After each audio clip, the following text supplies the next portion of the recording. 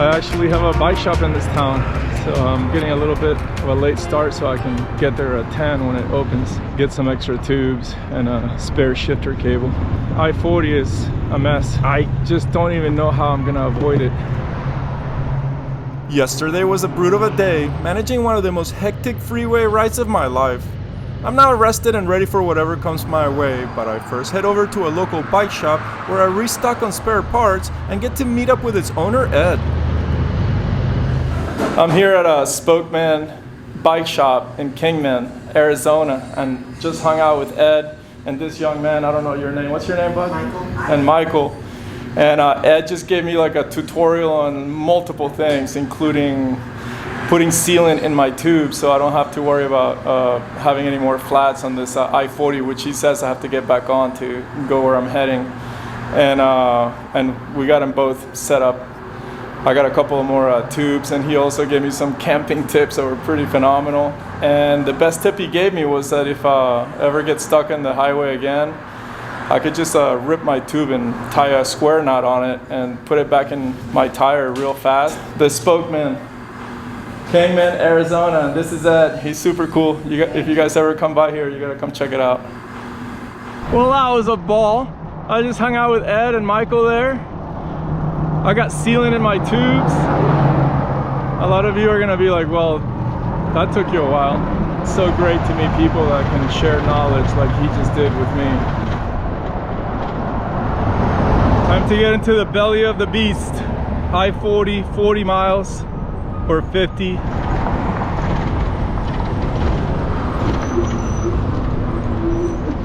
Here we go. Back to it. Woo!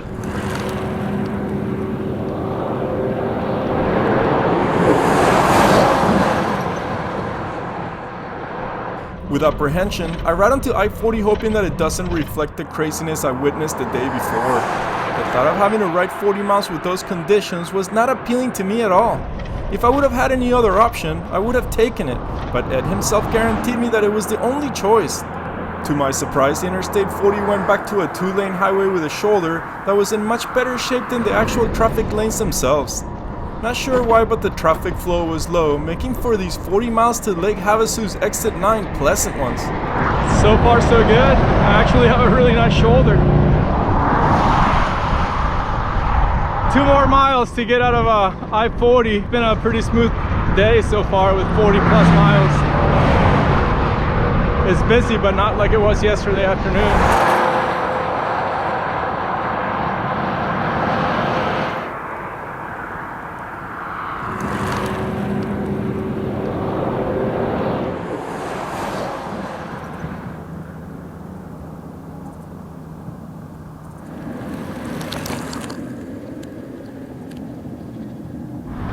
Now I'm on 95 heading to Lake Havasu State Park. It'll make a almost 70-mile day. As soon as I start heading southwestbound on Arizona State Route 95, I notice the ragged dark color Mojave Mountains in the distance. These last 20 miles of my day are spectacular ones with a mostly flat start that eventually led me to a steady downhill into the city. I was surrounded by this impressive and unique setting as the sun started coming down over this 19-mile long Mojave mountain range.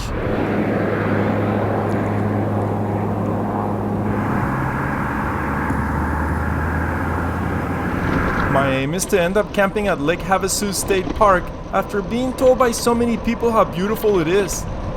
I figure no better end to my day than to pitch my tent and watch the rest of this day come to an end, watching the soon setting sun. And the lady's telling me that they're full and that the only camping sites they have are for RV people. I got turned down. That's just like, there's like a gazillion acres of land here. I don't even want to talk about it.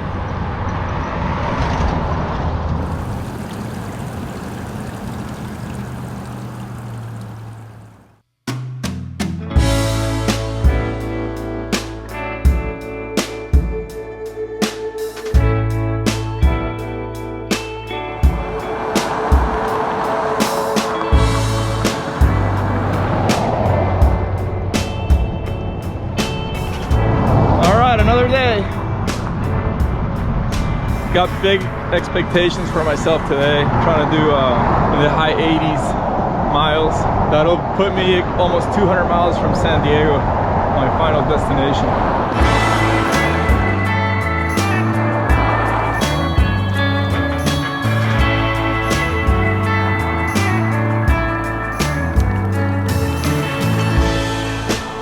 Arizona State Route 95 meanders alongside the Colorado River as it heads south. The scenery continues to impress as I look to cross over the Colorado River over the Bill Williams Memorial Bridge. From there I'll be starting a more southwesterly trajectory over the Mojave Mountains towards the city of Blythe, allowing me to cross into the state of California before dark.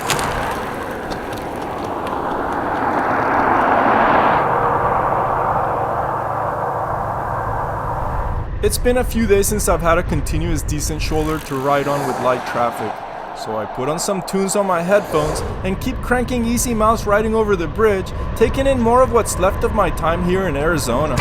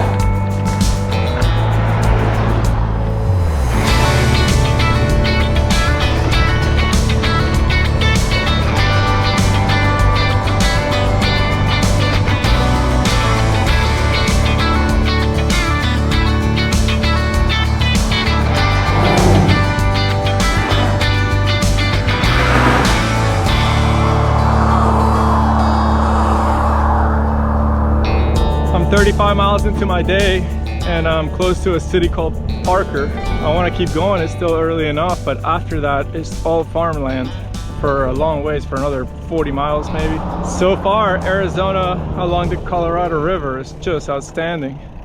The scenery and the mountains are like have this dark coloration to them. It's really fun watching it, their jaggedness, the color of the river.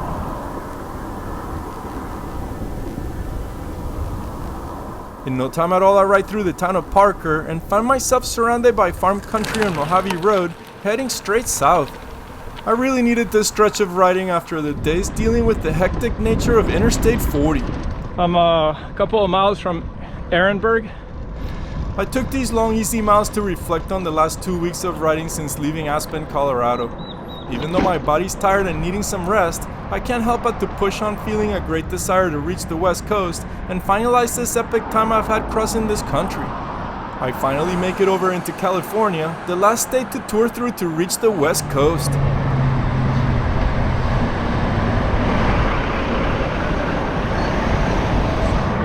I got a hotel up again and start in the morning.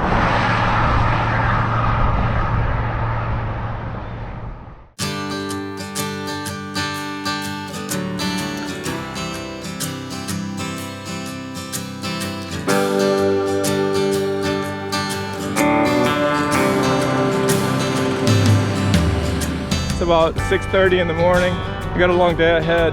I had a hard time deciding what to do today. Either get on I-10 for 110 miles and be in the noisy traffic for that long. I didn't really feel that. And this 78 leads me south towards Brawley. It seems a bit more scenic and I'm looking forward to seeing what it has. It's gonna be halfway through farm country like yesterday, and the other half is going through a sandy desert, so it'll be a change in scenery halfway through the day.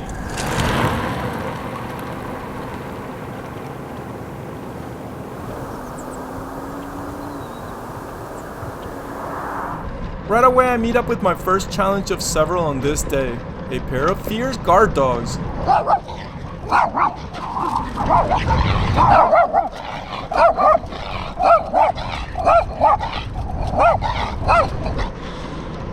Well, good morning.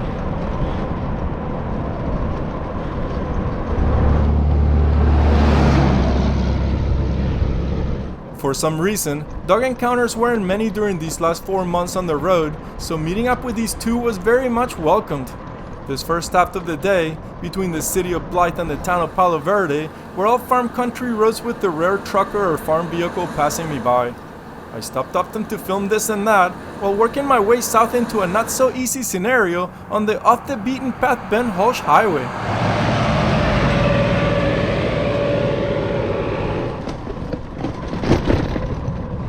I'm about 10 miles in, 78 to go. The roads right now are really nice.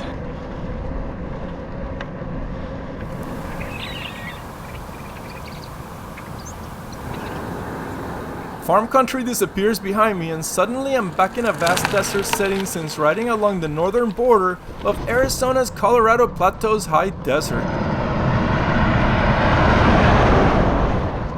Ahead of me is the Colorado Desert, the lower and larger section of the southwestern United States and northwestern Mexico's Sonora Desert. Here we go, 6 miles of dips. This 7 million acre desert is one of the least populated regions in the state of California due to the extreme vast expanses of arid terrain.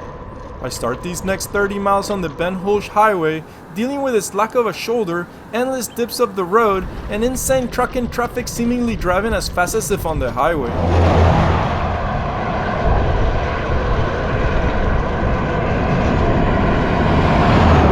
I'm almost halfway to my day. Halfway would be 43 miles. I'm at 39 right now.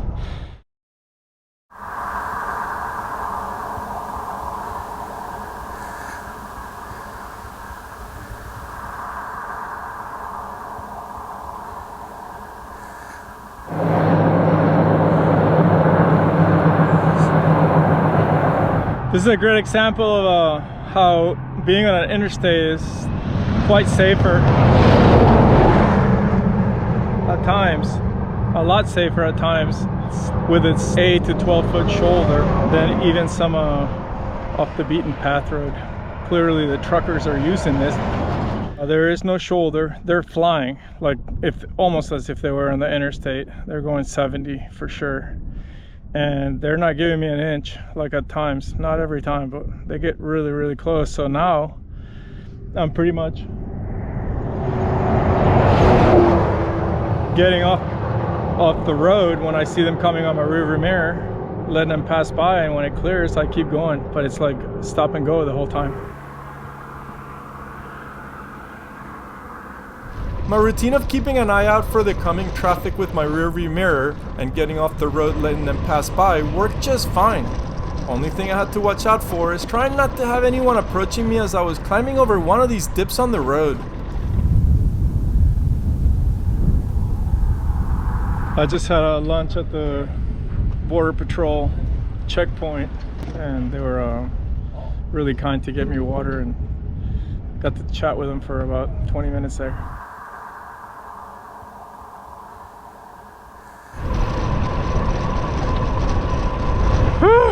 I got a shoulder, a big one. That was a long 40-something miles there. The scenery here is crazy, it's surreal. It's like from a different planet.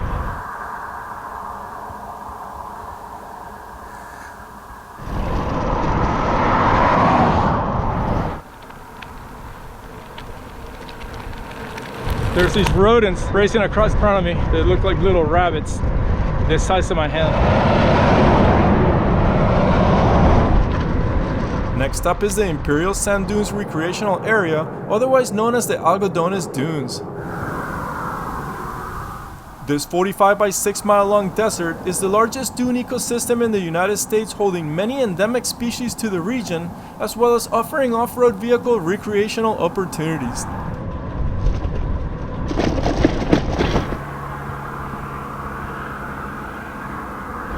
Quite the gathering for ATVs and dune bugging, I guess is what you call it.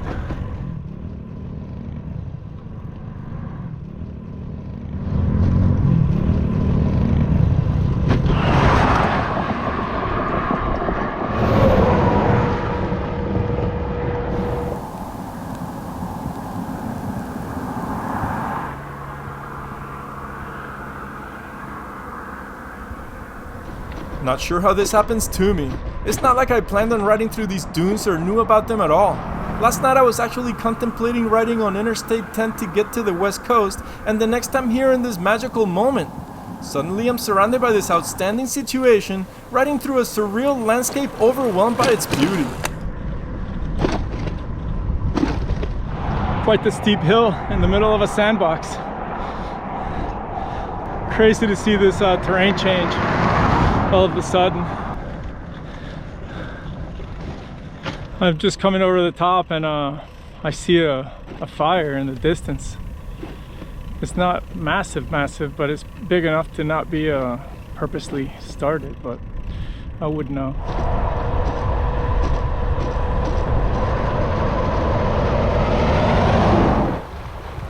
Just like that, I'm back on farm country with crops on both sides of me. The city of Brawley's only a few miles ahead, and behind me is another amazing day of bicycle touring.